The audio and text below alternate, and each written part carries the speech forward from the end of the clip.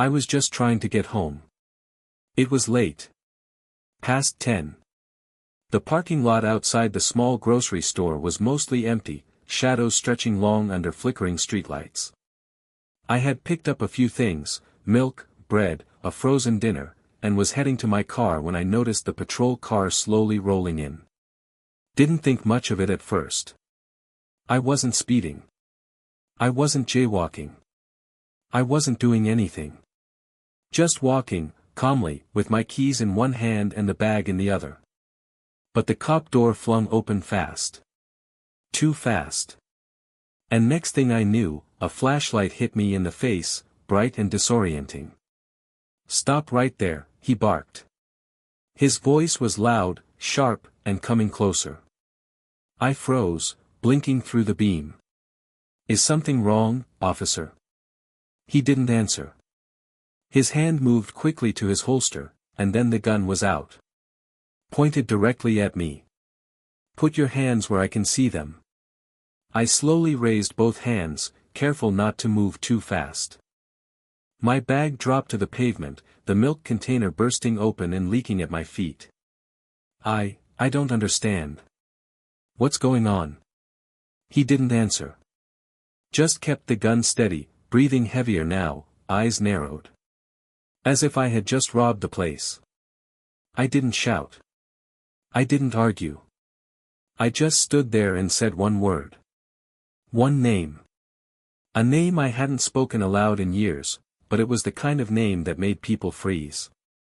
His expression changed instantly. The aggression drained from his face like water spilling from a cup. His jaw twitched. His arms trembled. And then the gun slowly, shakily, lowered. He whispered the name back, disbelieving. "You're her." I didn't move. Didn't nod. Just stood tall, hands still raised. He holstered his weapon in silence, eyes wide, color fading from his face. Then he stepped back. "Ma'am," he said, voice cracking. I didn't know. But the damage was already done. Next Part 2. Part 2 ChatGPT, Part 2 He kept glancing around, as if expecting someone to appear behind me. Backup? Witnesses? Maybe ghosts from his own past. I could hear the nervous shuffle of his boots on the pavement. He no longer held the power in that moment, he knew it, and I knew it. "You didn't know?" I repeated, my voice calm but sharp enough to cut through the night air. "You aimed a weapon at an unarmed woman in a grocery store parking lot. What exactly didn't you know?" He swallowed hard. I thought you matched a description." "Of course. A description.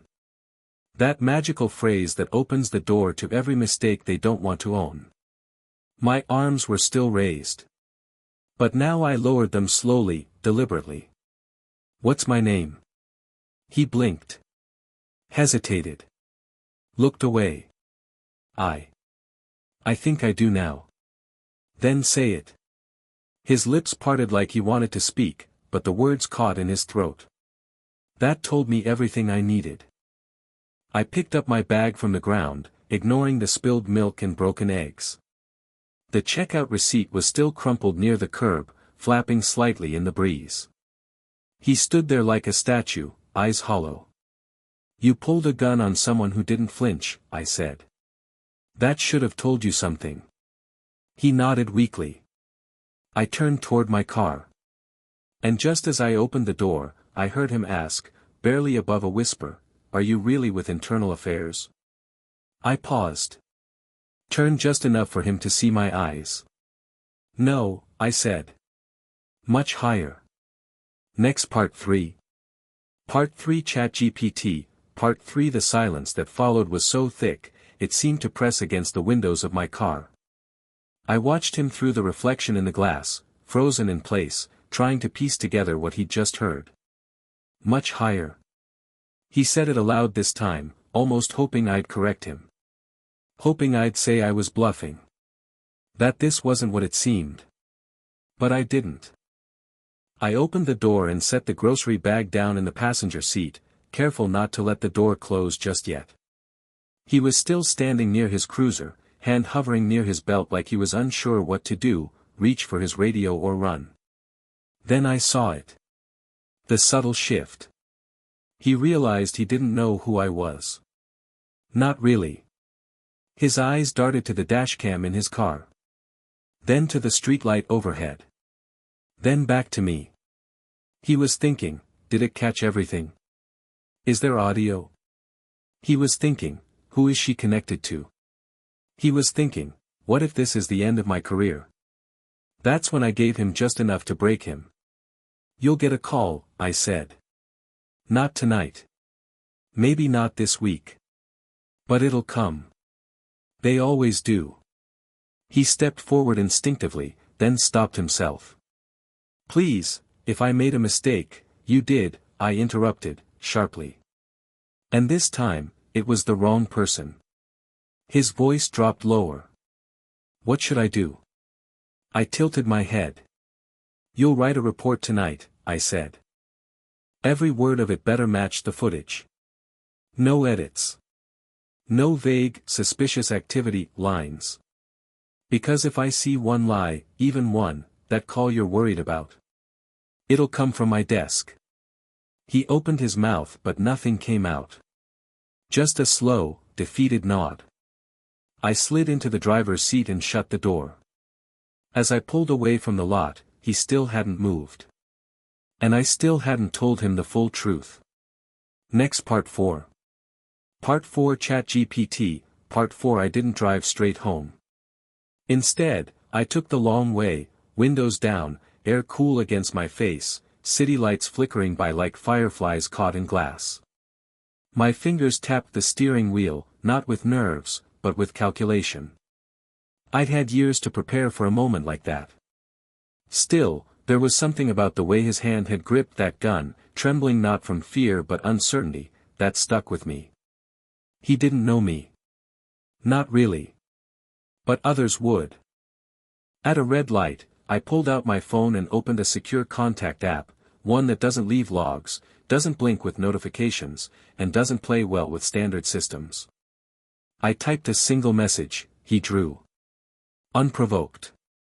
ID, #4289K. District 7. No names. No details. No drama. Just facts. By the time the light turned green, the message had been read. Then deleted. Just like it always was. 10 minutes later, my phone buzzed once. Logged. Flagged. Stand down. That meant they were watching now. Not just him, but his entire precinct. Patterns would be pulled. Bodycam footage would be matched. Any prior errors in judgment would quietly surface. And he would never know who started the fire under his feet. That's how it's designed. That's how we keep the balance, those of us who exist between titles and agencies, between oversight and silence. You see, what he didn't realize back there is that I wasn't just someone with influence. I was part of the reason he still had a badge. I'd helped design the very protocols meant to protect both civilians and officers. And tonight, he proved why they were still failing. Next Part 5. Part 5 ChatGPT, Part 5 Back at home, I slid the door shut behind me and let the quiet wrap around me like armor. My apartment was dark, but I didn't turn on the lights. I didn't need to. I'd memorized every corner, every creak in the floorboards, every detail of the room, just like I'd memorized the faces of people who thought they could act without consequence. I placed the half-ruined groceries on the kitchen counter and opened my laptop. Encrypted login. Two-factor authentication. Then access. A clean, sterile interface blinked to life. Not public. Not government. Not even visible to most who work in classified channels. This was above. I searched the badge number, #4289K. The screen populated instantly, Officer Raymond Kessler. 5 years on the force. 2 prior complaints, both marked unsubstantiated. Bodycam disabled 3 times over the past 6 months. Counseling once, suspended never. Typical. But what stood out was the incident from 2 weeks ago. A stop-and search that escalated unnecessarily. No formal discipline. Just a closed note, handled in-house. That phrase always made me nauseous. In-house meant silence. I clicked open the file and added a private annotation. Subject displayed breach of protocol involving an unarmed civilian. Escalation without cause. Prior patterns consistent with habitual misuse of authority. Recommend direct evaluation and covert observation. Then, beneath that, I added, target responded to trigger word, Hallberg. That word. The name I'd spoken to him back in the parking lot. It wasn't just a name. It was a key. One of 3 names seeded into select precincts, linked to our clearance level. If an officer recognized it, even vaguely, it meant they'd been briefed once. Or warned. And if he hadn't recognized it, he'd have pulled that trigger. I leaned back in the chair, eyes on the ceiling, heartbeat steady. Tonight was a close call. But also a test. One he failed. Next part 6.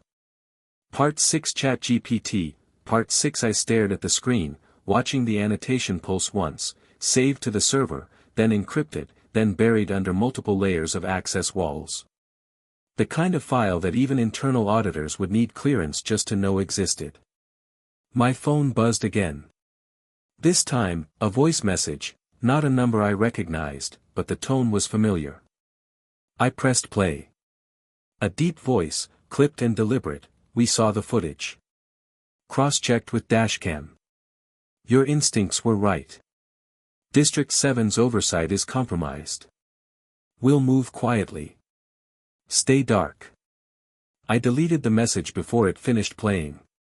There wouldn't be news stories about this. No press conferences.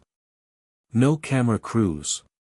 Just a quiet rotation of command staff, a few resignations, maybe a psychological leave form submitted under stress-induced error. That was the system. The real one. The one the public never sees.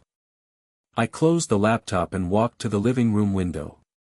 Below, the city was still humming, traffic lights blinking, late-night buses sighing through intersections, people moving with purpose, or with fear, or with nothing at all. And I thought about Officer Kessler. I wondered if he was still standing in that parking lot. Or if he'd gone back to the station, staring at his own reflection, wondering who I was and what had just happened to his world. Because here's the thing, once you've looked down the barrel at someone who doesn't flinch, someone who knows the law better than you ever will, you don't forget them. You feel them, long after the moment ends. Especially when you realize they let you walk away. I whispered the name again, Hallberg, and watched the streetlight flicker outside. And I knew, without a shadow of doubt, that I'd be seeing him again. Only next time, it wouldn't be in a parking lot. Next Part 7. Part 7 ChatGPT, Part 7 The next morning came quietly. No knocks at the door. No emails flagged urgent. Just the same distant hum of traffic and the scent of burned toast from the neighbor down the hall. But by midday, the silence broke. I got the alert through the back channel, one of the secure nodes we use to monitor flagged movements inside precincts. The kind of access that required 5 different authorizations just to install. D7 shift roster update, Officer Kessler, administrative leave pending investigation. That was fast. Faster than usual. Someone higher up had moved. Possibly because of the name I'd dropped. Possibly because the footage couldn't be spun. Either way, the process had begun. But that wasn't the part that got my attention. Attached to the file was a flagged report, submitted by Kessler himself, sometime just after midnight. Civilian identified as possible federal asset, encounter triggered keyword response. Requesting debrief. My eyebrows raised. So, he remembered. And he talked. Most don't. Most try to bury it, try to pretend it didn't happen. But Kessler, he was reaching. Reaching for clarity. For control. That told me two things: he was rattled. He wanted to understand what had happened before someone else told him. I sat back and exhaled slowly. He wasn't stupid. Just reckless.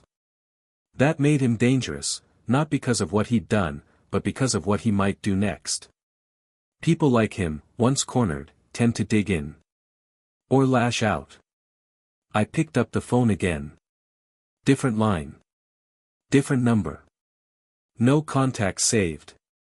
Only one use. I dialed. A woman answered. Go. Subject is trying to peel back the curtain, I said. He won't find what he's looking for. There was a pause. Then, do you want us to bury it? I looked out the window again, at the city blinking under a pale afternoon sun. No, I said. Let him search. Another pause. Then, copy. We'll watch the edges. I hung up and closed the curtains. The game had changed. And Officer Kessler was about to learn what it really meant to pull a trigger, without ever firing a shot. Next Part 8. Part 8 ChatGPT, Part 8 By evening, the first ripple hit the press. Local outlets ran with a brief headline: District 7 officer placed on leave following routine stop. No names. No footage. Just the usual sanitized paragraph about pending internal review and departmental policy under evaluation. But it was enough. People on the inside knew what it meant. Especially those who understood how rarely routine stops led to desk duty without a public incident. And it confirmed something else: Kessler was being watched now. Closely. Which meant I had to be careful. Not because I was in danger, but because there was still something left to learn. I pulled up the surveillance note again. Not just his personnel file, his behavior patterns. Access logs. Locations pinged from his cruiser. Message traffic from the department's internal system. A few encrypted whispers stood out. Code names. Meeting tags. Locations flagged as off-grid. Something wasn't right. And then I saw it. Thursday 11:42 p.m., cruiser GPS tagged at 5th Archer. That was nearly 20 blocks from the grocery lot. After his encounter with me. But there was nothing in the report. No backup call. No dispatch record. No arrest or ticket.